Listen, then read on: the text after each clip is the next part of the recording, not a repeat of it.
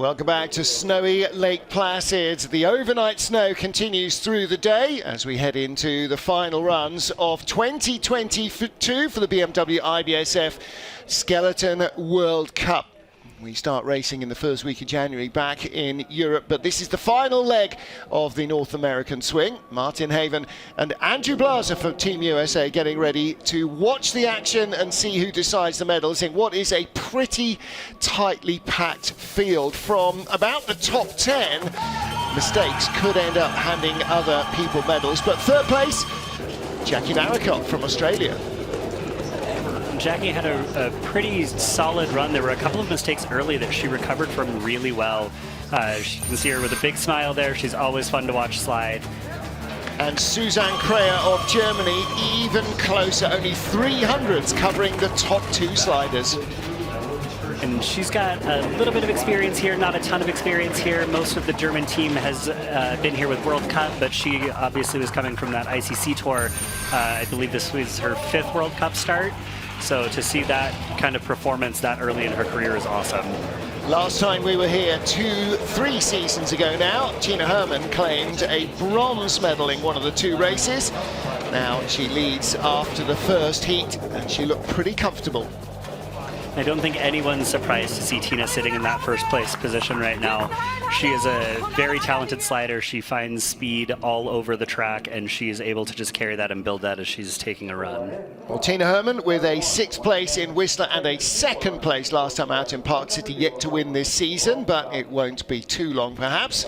Suzanne Kreher in 2nd, then Jackie Narracott, Kimberly Boss and Hannah Neisser basically tied in 3rd. Anna Fernstedt not too far away, 2300s back, as is Kendall Wessenberg. Then Kelly Curtis and Mimi Reniva tied just inside the top 10, and don't count them out either. Some very close battles behind, 400s between the 2 Brits, yes, Laura Dees and Brogan Crowley. Lots and lots to be conjuring with, because this is a very busy track, Andrew Blaser. It takes a lot to get it right and not make any mistakes. It does, and you're very seldom going to see anybody have a perfect run or as close to a perfect run as you can get here. It is a lot of corners and very quick transitions. It's easy for those to start getting away from you. Where you're going to see the most success is people who are able to get that back onto their line, start utilizing the pressures of these corners to really build that speed, and they just stay relaxed and they're not fighting the equipment. It is sketchy from top to bottom, and from top to bottom we go in reverse order. Julia Erlacher, who was 20th after the first heat, and Jacqueline LeBurge 19th, Hallie Clark 18th, and so on all the way down until the final person leaving the changing room is our race leader Tina Hermann. So each athlete will either be tied with or have a little in hand over the athlete that preceded them. And that brings the jeopardy, whether they can hang on, if they can claw their way up the greasy pole. And even from Jane Channel in 10th, there is a chance of a big improvement. There's a big smile coming from Julia right here on the start line. She is enjoying sliding, learning every day that she gets to slide, and that's really awesome to see from such a young athlete. 20 years old, 3rd ever World Cup race. She has not yet this season raced on the track she's ever been to before. I had a reverse experience in my rookie season, so I never raced on a European track before. I feel for Julia in this situation. She's handling this really, really well. Yeah, where was the season opener in your season? Was it Sigulda? Season opener was Winterberg, maybe? Oh, Winterberg, all right. Yeah. Takes a little tap there before curve 5, and you can kind of see that back end wash up a little bit. She's got a really strong start, and hopefully that translates going down the track, that she can continue to accelerate here. Really low and shady. There is a fresh spritz on the track, which is a spray of water that helps to kind of take the frost off it and make it extra glossy. It's like polishing a marble floor. She comes back to form really well there through the chicane. You can see her just kind of tapping toes a little bit there, trying to make sure that she's getting those correct entrances and exits. 58.39 first run, 59.84. So we saw in the first heat that it was hard to match your in the men's race, it was hard to match your first heat. And actually in the men's race, the second heat seemed to be a good quarter second slower. Now, the air temperature is dropping. It is still snowing. The track could be frosting a little. Well, and I think that this week, what we're going to see here is that we've had very different ice conditions from training runs to race runs, and trying to make that decision on our runners and our different cuts of our runners, whether we want sharper or a looser runner, as we would say. We're going to see that play out here, and that's a really tight race to be kind of making those judgment calls in. And everything in this sport, like all other racing sports, is about control versus speed. The more you have of one, the less you have of the other. And it's how you balance those that makes the difference. Next up for Canada, Jacqueline Leberge, another full season World Cup rookie. In only her 4th ever World Cup start. Before this year, she had started just one race in St. Moritz in Switzerland, which actually remains her best World Cup result still. 11th place finish there. And we head there for the World Championships at the end of January. And Jacqueline joined us on tour after the Whistler World Cup. She was, I believe, getting her 5.32 back after taking some time away from the sport. So seeing her come back into season this year, and she joined us in Park City. She's just getting her feet wet again, so to speak, with the World Cup fields. So building her first heat advantage over Julia Erlacher. You see her a little late there coming off of curve 8. She had some late height, pushed her over. Getting into shady, she was a little late, and she's crossing up into that corner. 5.32 is what qualifies you to race at the top level, World Cup and Olympics. 5 races on 3 tracks in 2 seasons. So you can't do all of that just in North America. So she was doing that pre-season at the lower level. 57.46 slide compared to 57.49. So she lost no ground at all and actually found a fraction more in the second run. And Jackie just started a little off kilter at the beginning of this run. You could see just some overworking a few corners and whatnot, especially coming out of curve 3, but she does a pretty good job after about curve 10, which is shady 2, getting back on and just getting very calm with it. And you can see that that's always going to pay off through this track. We want to do the least amount of work for the most result. Pretty good exit off of curve 2 there. It should set her up nicely into 3. You're going to see a real gentle tap here. She just kind of fights it away from that wall instead of taking it square. This is going to be where curve 8, you can see that late wipe up onto that. That's all just cutting ice on that groove. Well, she moves into the leader's box ahead of Julia Erlacher.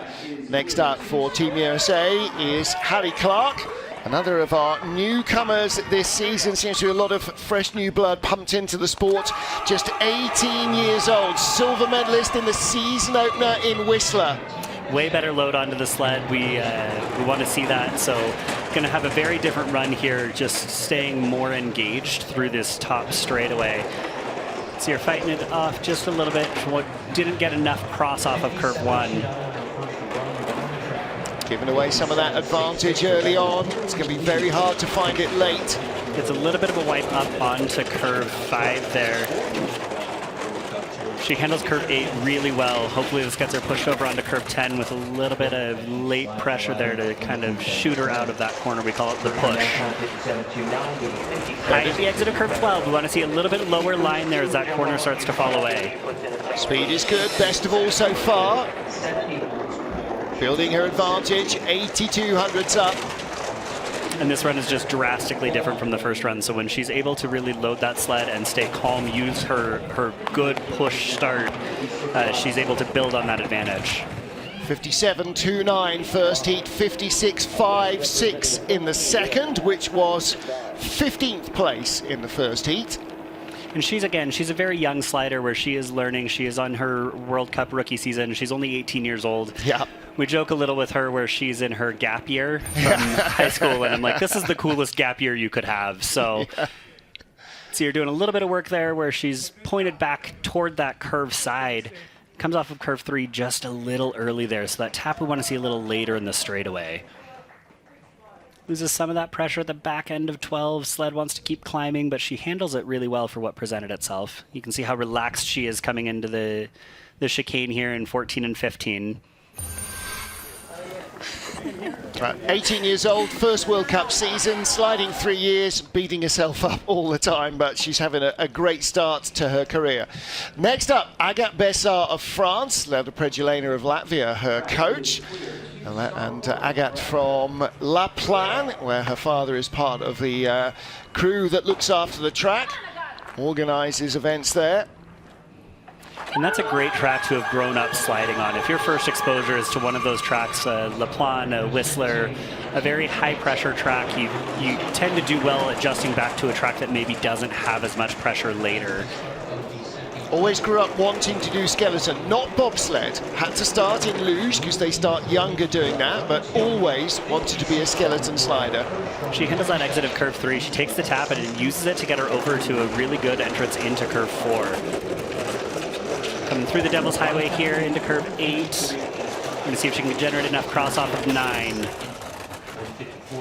See her flirting with the roof up there. She gets really high up there. That's building that pressure. So as the corner starts to fall, it's going to really grab your sled and push it out with some acceleration there. Threads the needle there through the chicane. Maybe a light brush on that right-hand side, but we can't quite see from that angle. Driving really nicely down here, building her first heat advantage across the line, 56.42, again, half a second quicker than her first run. I beg your pardon, 3/10 quicker. I think she should be happy with that run. That's a pretty solid run, given the conditions and whatnot that we're dealing with here. She loads a little early. I would like to see another step or two if I was coaching the start itself. This Lake Placid start ramp is a little long, so we want to make sure that we're covering as much ground there and accelerating going into our actual load of the sled. The rock chuck helmet just smiling at you in that straightaway is always going to be a good time. Yeah, on aime le marmotte. There he is. On the helmet, Agathe Bessard, the leader, 4 down, 16 to go. And with one of the gorgeous new helmet liveries, Li Yuqi of China. She was last out of the start shed in the first heat, so not a great deal of time to think about it in the turnaround. 800's the advantage over Agathe Bessard for this 24-year-old in her 4th World Cup start. That quick turnaround may actually be an advantage when you go out super early in the first run and then your last sled off in the last run. You've got a lot of time that you have to try and stay engaged. So I actually prefer a little bit of a quicker turnaround in most races, and I want to see if that plays out with her also. Comes back onto that left wall, takes a little tap there, and late into curve 2. That curve can actually flip you there. Taking a couple of taps here through the straightaways that we don't want to see.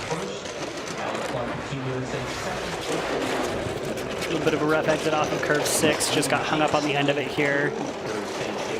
And lots of skids where she's not hitting as well are also costing her time. Gonna take a little exit here. You see that kind of want to release a little bit of that pressure on the end of curve 12. Better speed, look at that, 1:14.4, 71.1 miles an hour. So despite all these mistakes, she's still flying. And that could be anything from a runner setup to a sled setup to just how she's actually driving and finding the correct pockets on corners. There's a couple of moments where she's just getting hung up and it's almost flopping off, which sometimes we joke is less friction. Maybe there's some truth to that. So, yeah, air is less drag than ice.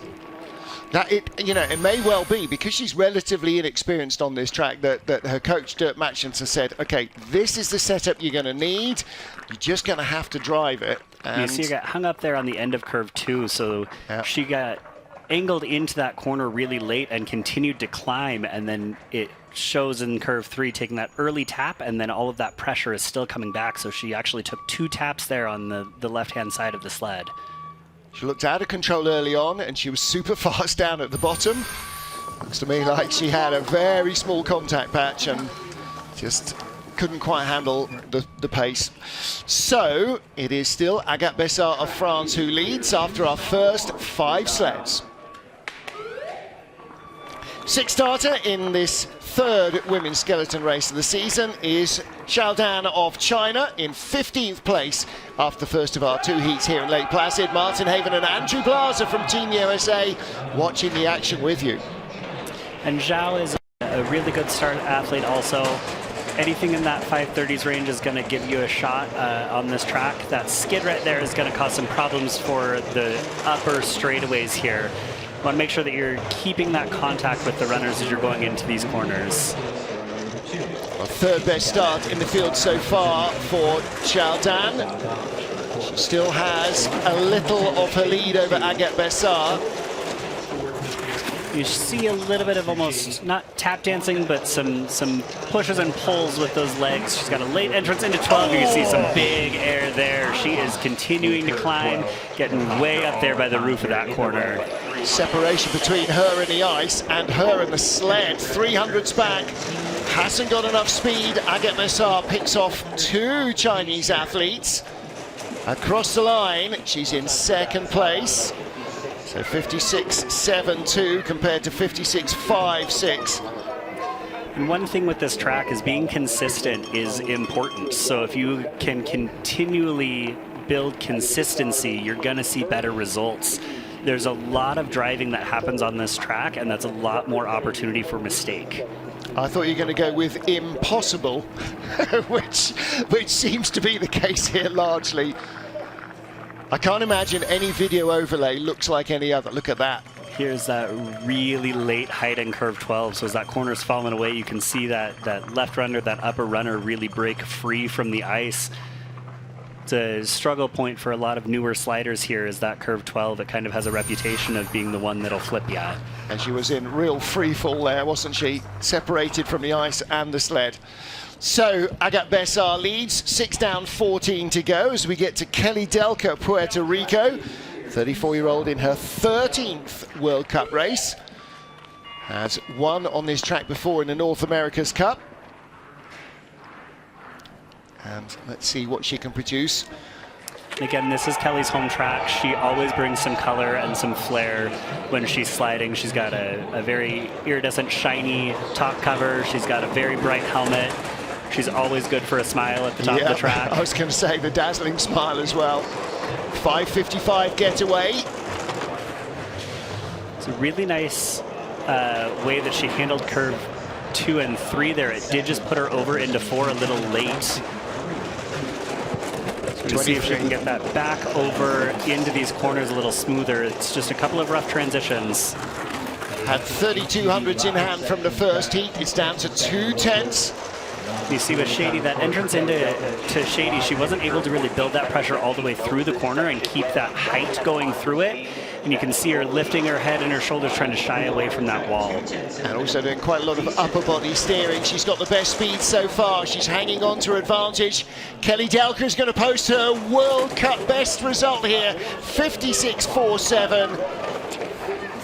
And that's a really solid run for the little mistakes that we're talking about. They sometimes look worse than they actually are, especially on this track. Sometimes the things that look like they're very big mistakes are really easy to manage and get back around. And Kelly has a lot of runs here, and she's been sliding for probably 10 years or so that she's had experience between this track and Park City. So yeah, started in the US program, so this is kind of home ice.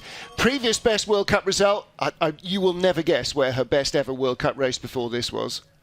I would say Sigulda. Oh, you guessed. I was in that race. Sigulda, Latvia. She was 15th. She will be no worse than 14th. Career high for Kelly Delka.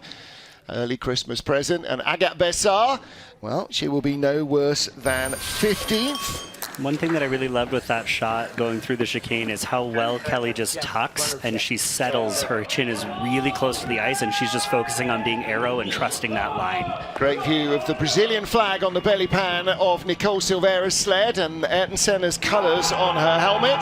10th best start, 13th at the bottom. Definitely work to tidy up in this second run. There is, and there's always this level that we want to keep improving and always be better and better and better. I think Nicole was able to post a really solid time for a run that may not have been super satisfying for her.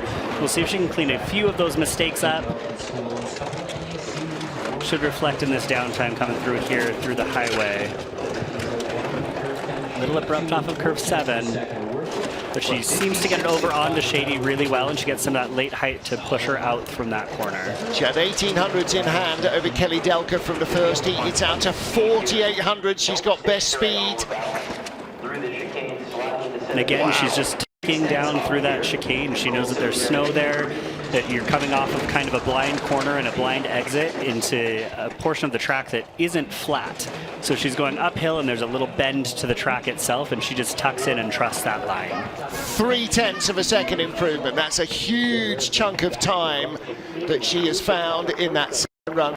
Tidying up some of those, maybe just making an adjustment on the rock front, so she's got maybe more control, but she had big speed at the bottom as well. I'm just wondering, as the sun is set and we're starting to get more of that snow coming down, but the air temperature is also dropping. If some of this ice gets a little harder, we're going to see that play out with some rubber setups, whatnot. Yeah, if the track changes, you got to, like in all forms of auto racing, chase the track.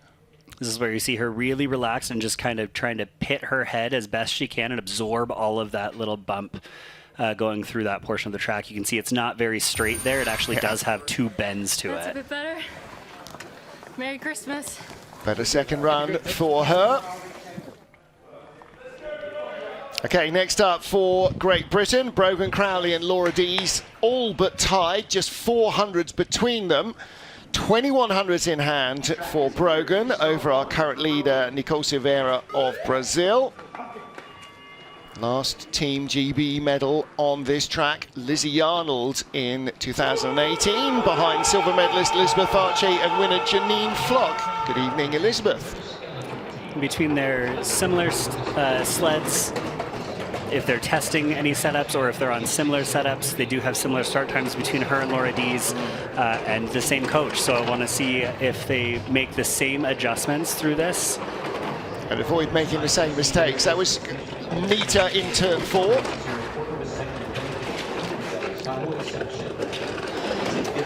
The Devil's Highway is always that portion of the track that you want to see the most trust with an athlete. It is very easy to get offline there, and that will compound from one corner into the next. She's having a much better run here. Just a little early on to curve 13, but she's able to work it back over, and looks like she threads the needle there through the chicane. Gap over Nicole Silveira is coming down, was 2600s down to 2/10. Should be enough to dip for the line and take the lead, 56.04. Well, she had a 56.03, 56.04. There's Marcus Wyatt, her teammate, who raced this morning. Finished in 5th place. 4th place. And Brogan, again, is just a really fun athlete to watch. She doesn't look like she's doing a ton of work. She's trying to trust these lines. And when we start doing too much work, if we feel like we're slightly off, in a straightaway before a corner, those mistakes end up becoming other mistakes. So right here, she just doesn't quite get all the way to the tap, and then she fights it off that wall, which sends her late into curve 4. Nice and relaxed here through the chicane. That's a great shot. Love getting that visual in the helmets. A little bit of the piece of personality that each of these athletes has. Still working out the track, still working out the new sled. Laura Dees doing the same. But she does feel that the coaching change and the new equipment is rejuvenating this British team. And so it would appear. Laura Dees, bronze medalist here in the 2015-16 season, when Annie O'Shea was the last US winner. Annie was an awesome athlete when you were learning here as a newer slider. She was always one to kind of help us try and figure things out. She had a lot of runs here, a lot of experience, and was incredibly talented on this track. Best speed for Laura Dees, 32.4 miles an hour there. She manages that tap. She doesn't quite get it all the way square, but she seems to be able to absorb that, and it squares up on the exit of that tap itself. Only had 400s in hand over Brogan Crowley from the first heat. It is 400s at turn 10. She needs a good bottom half. It was a really nice exit of Shady. You see how that points it straight, and you can see a little bit of that push where that acceleration is coming off of the sled coming from height. 200s back, but not as good speed as her teammate. Brogan Crowley's going to hang on to the lead here unless Laura has a great run through the heart. Not enough. You can see her kind of turn her toe out there at the exit of that finish corner, just trying to get herself off of that corner and away from some late height. There's a pretty gnarly hit that can happen there at the exit of curve 19, and not always a lot of ice from bobsleds. So trying to avoid that, she gets herself off of that corner and through the finish line. And again, we're talking about these new sleds, and when you're looking for those fine detail differences, that's where the knowledge is important of your equipment. She just has a little skid there off of the exit of curve 1, and it sets her up to curve 2 with a little bit later entrance. Through all of these, she's trying to absorb this, but she's also trying to do the right amount of work to get it back online. Well, she's definitely got the experience, and the results are starting to show as well. Lots of potential there now for improvement, and she'll get back to European tracks after Christmas, where she is more recently familiar. Brogan Crowley leads from Laura Dees and Nicole Silvera. 10 down, 10 to go here in snowy Lake Placid. Race 3 of the BMW IBSF Women's Skeleton World Cup in Lake Placid, New York. Martin Haven and Andrew Blaser watching as Jane Channel from 10th place in the first heat looks to try and move herself up the order. And if there was a track that you could absolutely see someone moving from 10th into a medal position, it would be here. There's a lot of action to come, and things will happen in the second run that are uncharacteristic of some people. 5:15 first heat, 5:20 second push. Handles curves 1 and 2 really nicely, a little early on the exit off from some late height there on curve 3. You want to see that hit a little later down that straightaway. Looks like she's loose and fast in her setup, but the gap has come from 4/10 down to under 2.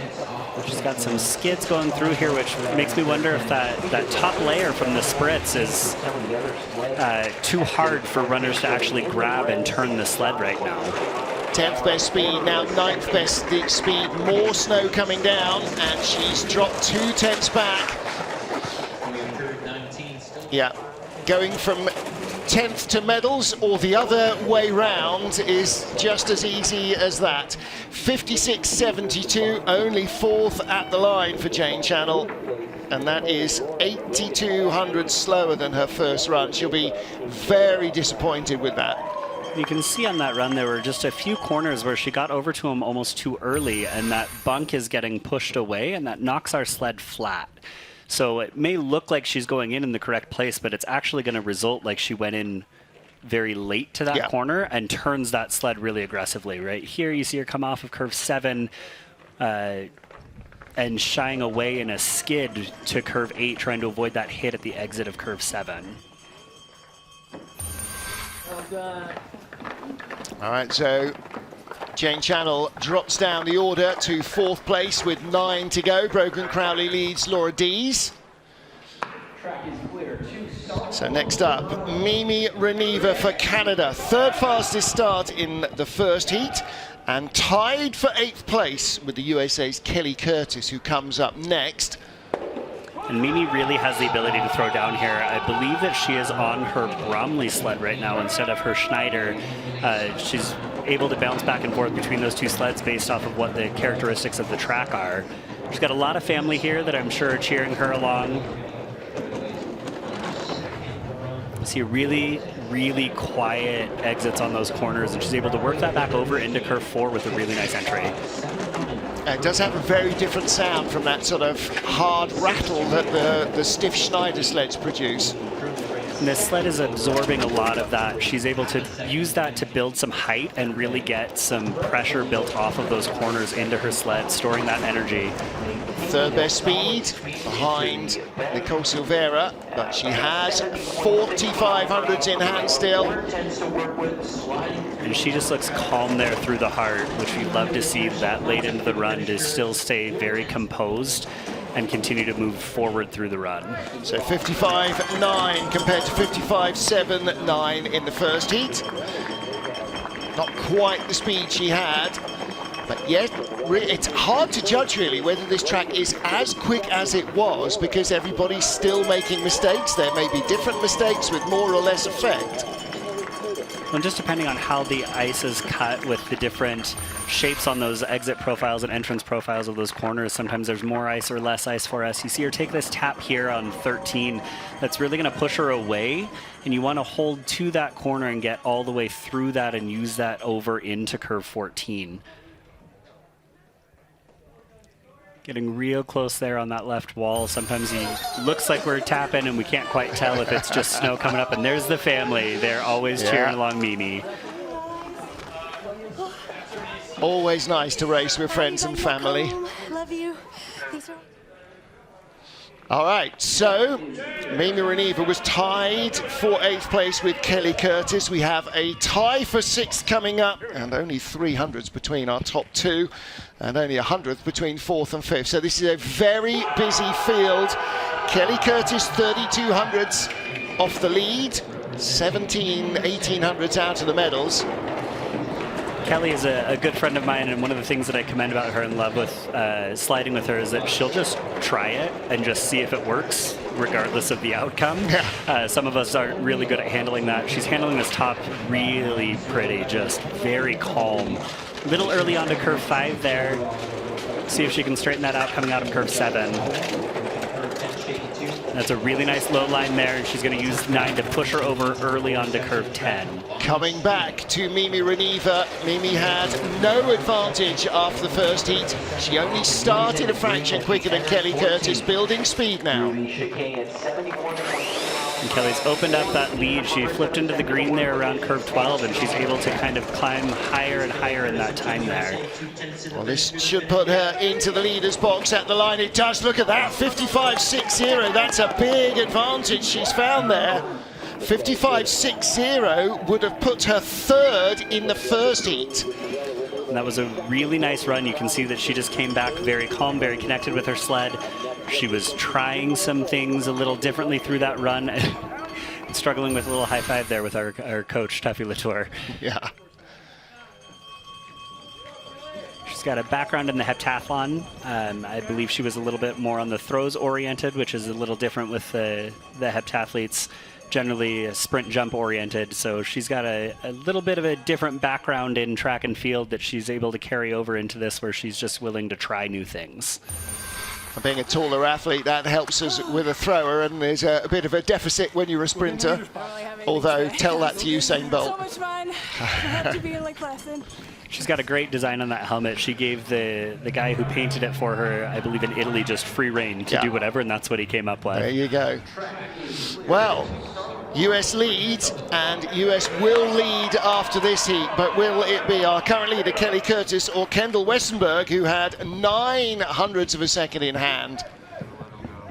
Kendall, the last US slider to medal on this track, took a bronze in the spring race in 2019. And Kendall is just a brilliant driver on most tracks, but especially here in Park City, those kind of 2 US home tracks. She's got a lot of runs, and she is very, very capable of posting a great finish time on this track. 11th best start, 10th best exit velocity. She's just trying to build speed through this upper portion. She knows that she's a little behind on the start itself, but if she trusts herself and trusts that what she's able to do, she's going to get some really good pushes off of some of these corners. Gaps coming down. Second best speed behind Kelly Curtis, though. Come out of curve 14 here. Really nice exit of 14. Trying a little bit to keep it off of those walls. Some of those bumps will kind of push you over into them. Gets the speed. Gaps at 2:10. She's not going to get it at the line. 2200s back. 55.9.